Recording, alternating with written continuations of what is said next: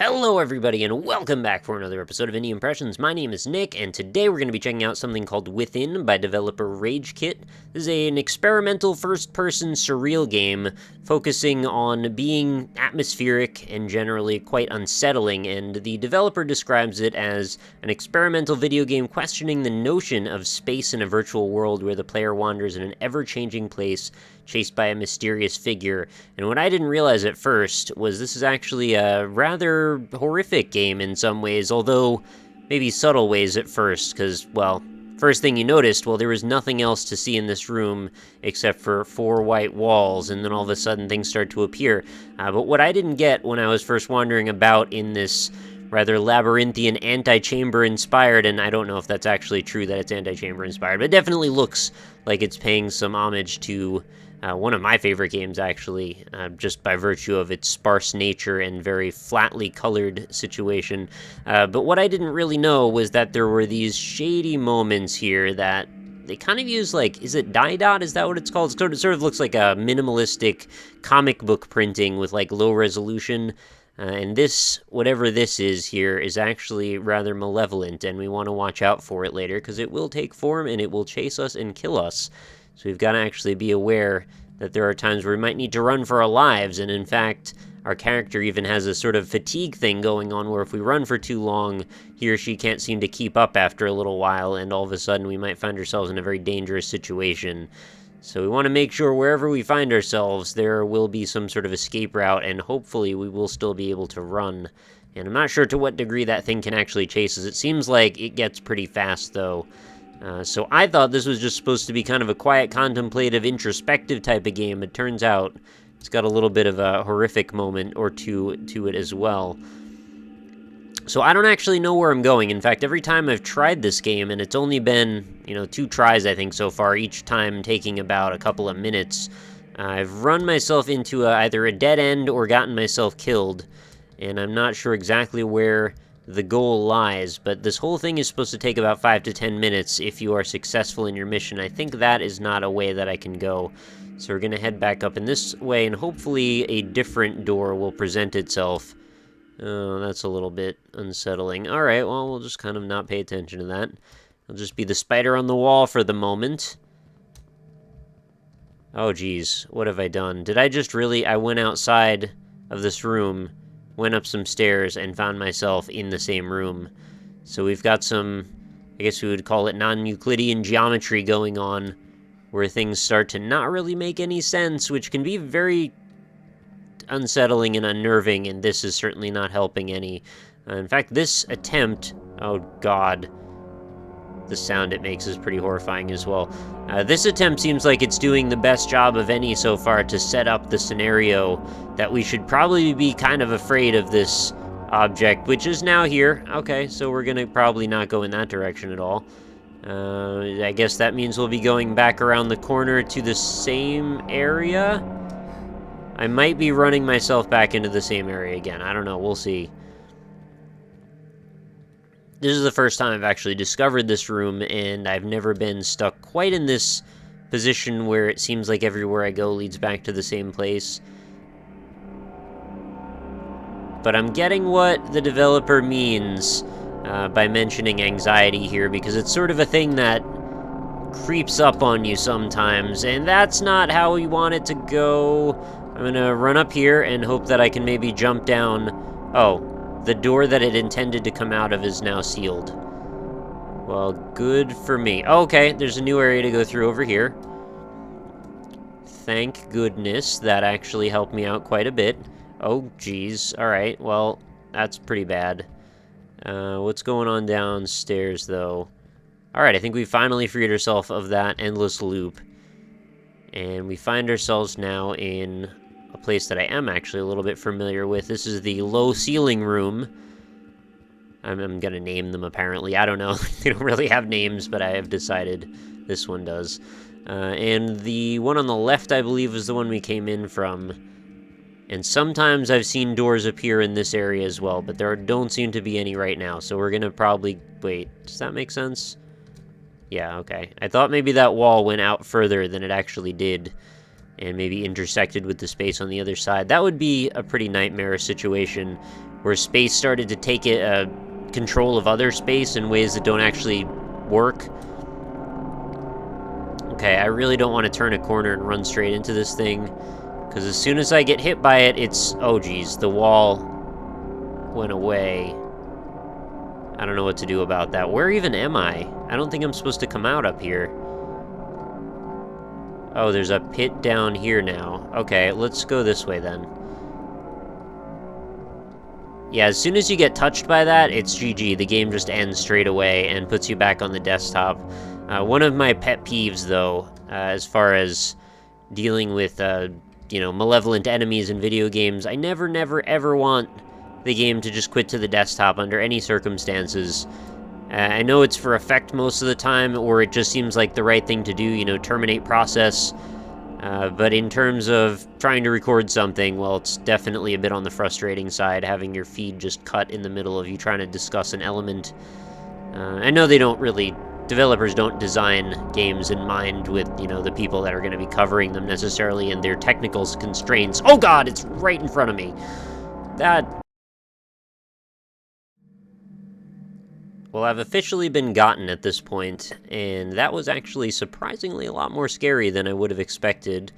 I even knew it was there. I could hear it quite loudly buzzing around the corner, and yet I still freaking walked into it. I even said just a few moments before that happened, well, I really don't want to turn a corner and run straight in. And, well, what do you know? That's what I did. I should mention anybody that wants to undertake this little journey of wandering about in Within. When you first start up the game, you may have to rebind some of the keys to WASD. In Unity, there's a little launcher that pops up when you first start things up, and anybody that's hung around the channel is probably somewhat familiar with this by now, because I cover tons of Unity games. But usually we don't have to remap the controls. It's to do with the developer sort of going for the typical French keyboard walking mechanism. So, if you want to have the usual WASD setup, well, you're just going to have to change some keys. It takes like 3 seconds. It's really no big deal.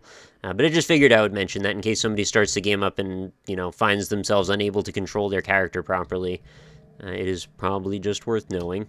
So I don't know where this actually seems to terminate. That shape is going to probably show up again at some point. I'm not sure if it happens because of timing or because I've triggered something by walking in a certain way or a certain place. But there doesn't seem to be any door up here for me, so it seems like I've just sort of wandered... Oh, now there's a door for me. Okay, thanks, game.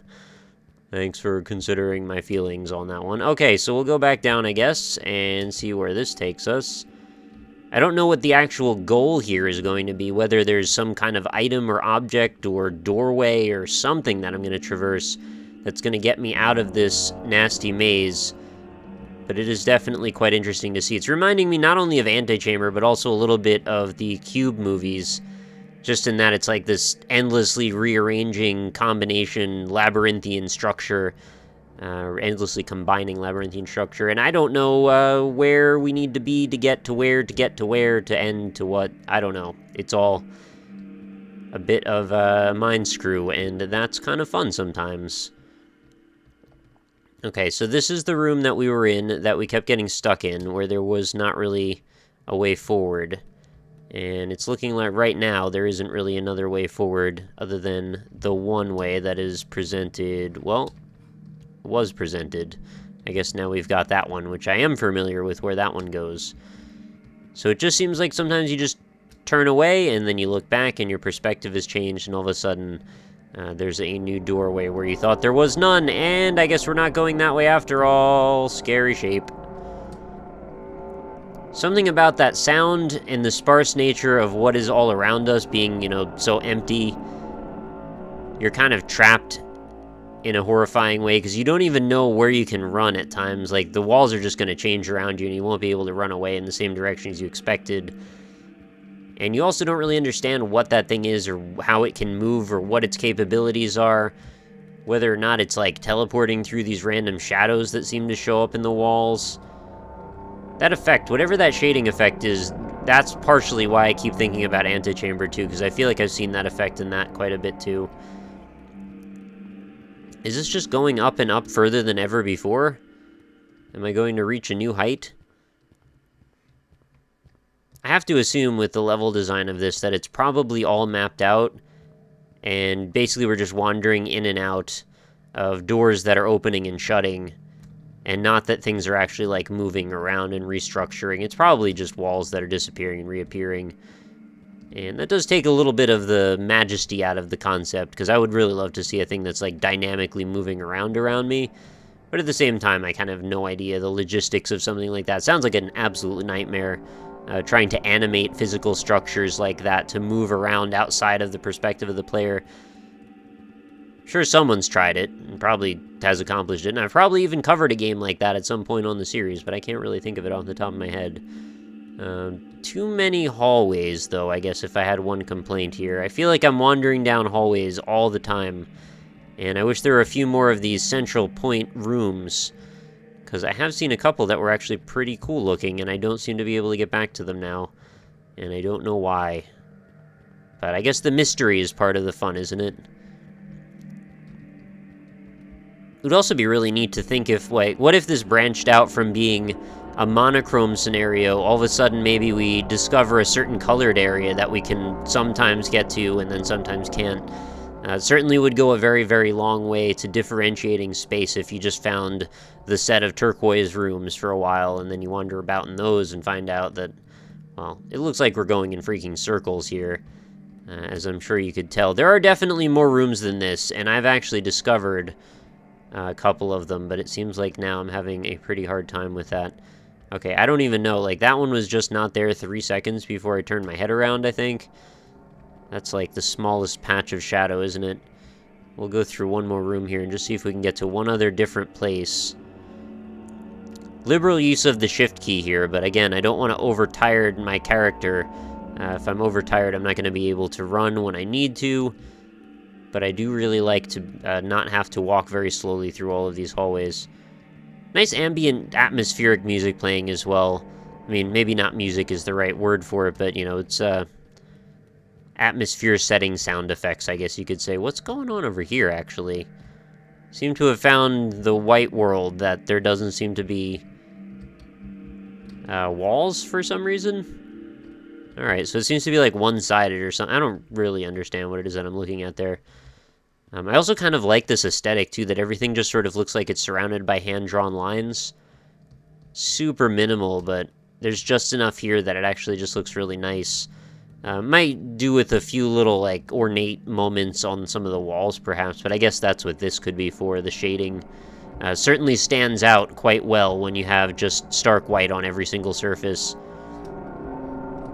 Also, the shapes of that shading kind of make no sense, too, which is kind of even better, too. What about up here? I think I've probably been up all of these passages several times now. Seems like I just keep twisting and twisting and twisting and twisting. There's no end to it. And then I'm going to end up coming out at the top of the same freaking ramp again. Okay. Well, I'm pretty sure that this orb is going to try and kill me again real soon. So maybe we'll wrap up the episode right here. Within is certainly a rather unsettling experience, and I'm pretty sure that whatever I did is taking me far longer than it's supposed to take to actually finish this whole experience. So feel free to go ahead and give this a download. It is totally free. Let me know what your particular experiences are. If you have anything particularly shocking or interesting or just weird happen, I'd love to hear your opinions and comments in the comments section below the video, so let me know. Oh, this might be a new area, right? I kind of want to just run my character out until he or she is tired at this point, because now I don't really care anymore. Oh. Yeah, that would be a different thing. Is this the end? I've never seen this before. Looks like a missing number Pokemon or something. Okay.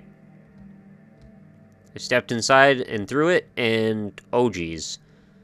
I don't know if I'm supposed to be able to do that. But now I can walk outside of the bounds of the level. That is kind of cool, because I really did want to see what was going on out here. Apparently I can just fly now. So that was the ultimate in powers that was just granted to me. You see we've got some kind of like potato sticks thing going on. Oh, did I beat the game? Alright, well that was truly odd. I'm not sure what just happened there, whether or not I beat the game or if I just bugged out and broke the game and then it caused it to end. I honestly have no clue. But that did actually end our experience, so I'm going to leave you with that. And feel free to go check this out. Like I said, let me know in the comments what you think. Be sure to come back again tomorrow for a new episode, because I do put up indie impressions every single day. And of course, if you enjoyed it, consider possibly leaving a like on the video, and even maybe consider subscribing to the channel for even more. That way you can be notified whenever something new goes up, and there will be, at least a video or two every day, so there's always something new to check out over here. So I will see you all tomorrow. Thank you so much for watching, as always, and I hope you have a fantastic night.